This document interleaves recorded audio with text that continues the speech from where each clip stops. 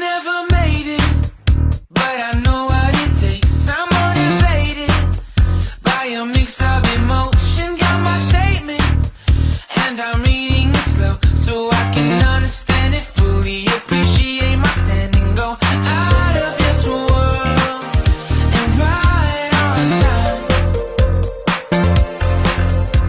Oh, never in my life have I seen the sky light up like this.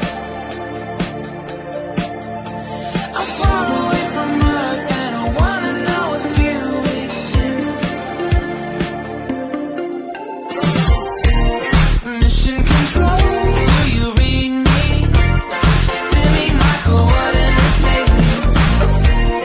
Mission control, am I drifting?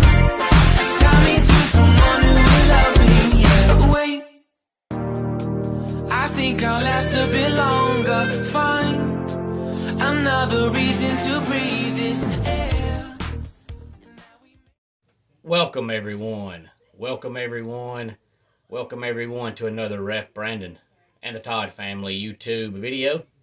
Wherever you are, whatever you may be doing, thank you so much for making Ref Brandon and the Todd Family a part of your day. We always greatly appreciate it. Today here on the channel we're going to be talking about some high school football from last night, and we'll do that coming up here in a couple of minutes. First, let me start out by saying that I've got a shout out coming up at the end of the video, so please stay tuned for that.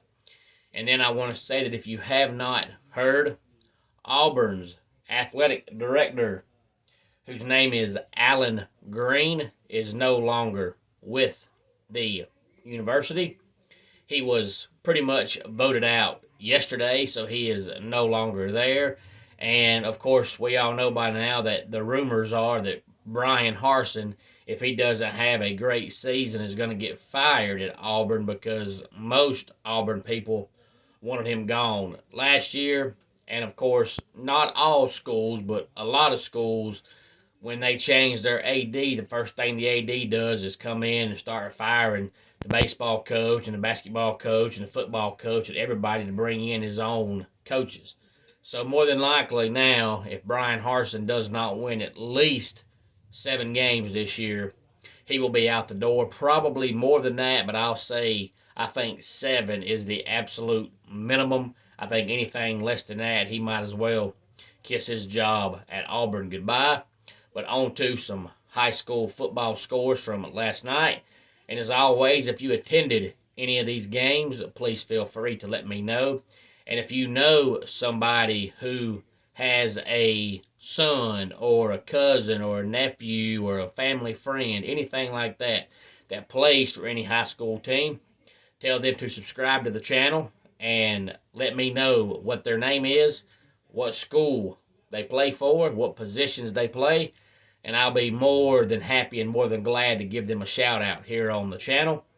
Jefferson beat Wren by the score of 56-28. Habersham Central defeated White County 42-28. Pickens beat Franklin County by the score of 42-17. Social Circle shut out East Jackson 25-0. Mill Creek 49, Norcross 17. Etowah 31, Cherokee 30. I bet that was an exciting game. Etowah coming away with a 1-point victory in that game. West Hall beat Johnson by the score of 23-7. Gainesville beat Mountain View 30-7.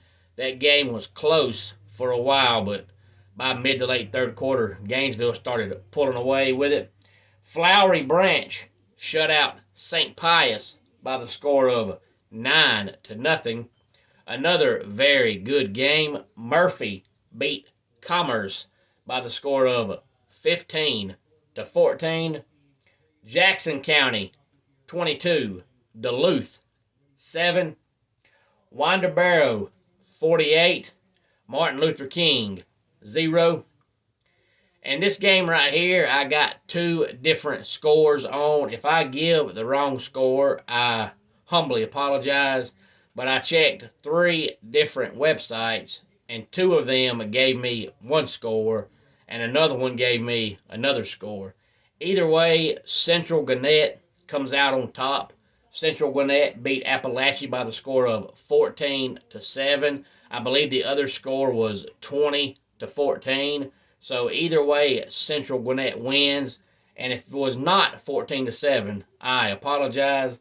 Oconee County beat Clark Central by the score of 33-9. Monroe area 58. Cedar Shoals 13. Parkview beat Shiloh by the score of 20-8. Elbert County defeats Madison County by the score of 48-34. And if I'm not mistaken, that game was actually 34-34 in the third quarter. So apparently in the fourth quarter, Elbert County pulled away with it, but a very good game for at least 3 quarters. Colquitt County beat Stockbridge 29-0. Valdosta defeats Cook 34-7. North Gwinnett beat Archer 21-19. Walton defeats Brookwood 34-20. South Gwinnett 58. Meadowbrook 25. Loganville 33. Discovery 7. And Buford, in a game that a lot of people, including my man Harry Bernard Taylor, thought was going to be a good game, but it turned out it was not a good game. They defeat Mallard Creek, a school from North Carolina, by the score of 56-7. And the game that had to be the game of the night, especially if you love offensive football, in which this day and time almost everybody does. I wish I knew somebody who was at this game, but Houston County defeated Perry by the score of 57-56. Rabun Gap defeats Sequoia 35-28. Rabun County defeats Stevens County 14-7. Lumpkin County is off to their first 2-0 start since, I believe, 2011. They defeat Union County 28-6. Gilmer beats Fannin County 49-35. Lincoln County defeats a team in South Carolina called McCormick by the score of 27-6. And a few other scores across the state of South Carolina from last night. PD defeats Cardinal Newman by the score of 48-42. Wade Hampton shuts out Allendale 48-0.